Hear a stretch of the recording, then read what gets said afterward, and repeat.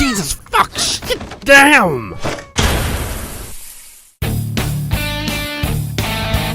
It's an episodic point-and-click interactive drama developed and published by Telltale Games. It's based in the world of Robert Kirkmans' Walking Dead comic and continues the story of the young girl Clementine from the first series. Hello, my baby. Hello, my honey. Hello, my ragtime gal. Once again, the story and characterization are outstanding. You take direct control of Clementine, put into use everything she was taught in the first series. The game's twists and plot elements are still able to surprise me, and Clementine truly and organically grows as a relatable character.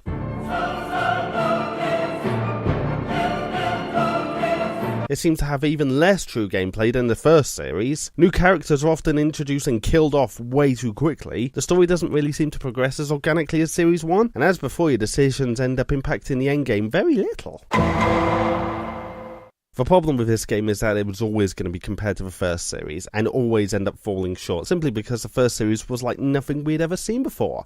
It was an emotional gut punch that no one expected.